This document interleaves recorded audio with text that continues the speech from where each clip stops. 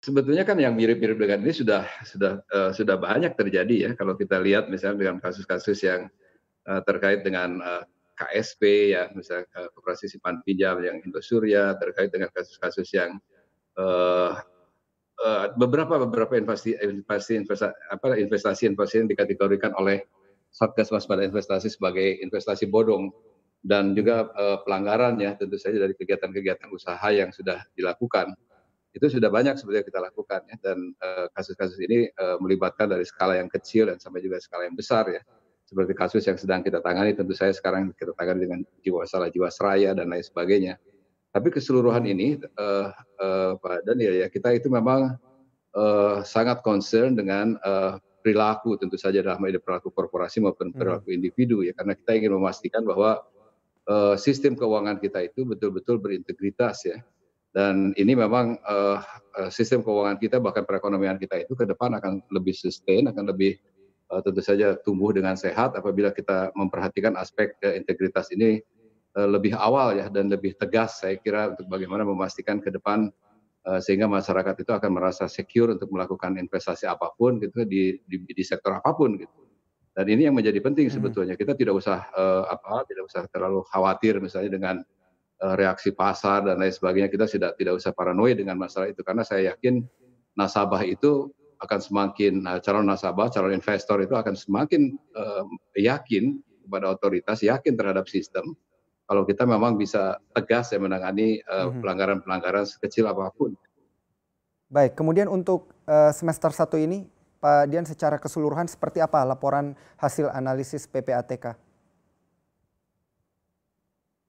Ya memang, kita sih tadinya memperkirakan ya bahwa dalam suasana pandemik ini kan mestinya segala sesuatu bisa lain lah, termasuk juga kejahatan, harapan kita juga berkurang. Tetapi rupanya, yang namanya, kejahatan ya, termasuk kejahatan ekonomi itu selalu mencari peluang dalam situasi apapun, termasuk dalam suatu situasi pandemik seperti ini dan ini tidak hanya terjadi di negara kita saja ya, ini di negara manapun, Mmm, demikian.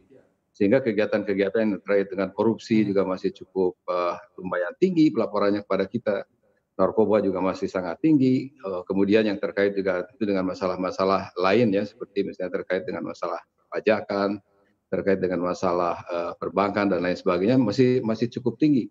Sehingga ini memang, menjadi concern kita yang luar biasa ya, apalagi dalam situasi, mhm. pandemi seperti sekarang, perlu ada langkah-langkah yang, lebih ekstra untuk memastikan, misalnya saja di dalam konteks, Baik. kegiatan penyaluran dana, misalnya penyaluran dana APBN, APBD dan lain sebagainya, kita memang harus, semakin waspada supaya bisa dihindarkan, kasus-kasus korupsi dan lain sebagainya. Mhm, baik. Ini terkait dengan dugaan pencucian uang, apakah dugaan pencucian uang atau sampai pendanaan terorisme masih marak bisa sedikit, terjadi di Indonesia dan bisa sedikit diceritakan, Pak Dian? Iya, jadi, kalau, mungkin, saya perlu jelaskan dulu ini, yang, tindak pidana pencucian uang itu, merupakan suatu upaya untuk, mengaburkan asal-usul uang yang berasal dari uang haram. Nah, dari mana uang haram ini, berasal, itu kalau menurut, uraiannya Undang-Undang Nomor 8 Tahun 2010 yang menjadi dasar, hukum PPATK bekerja, itu ada 26 jenis kejahatan ya, dari mulai, kejahatan korupsi, kejahatan, narkoba, kejahatan perpajakan, kejahatan ada illegal logging, illegal fishing, penipuan dan lain sebagainya. Itu adalah yang kita sebut sebagai tindak pidana asal, tindak pidana ekonomi asal kita sebutkan.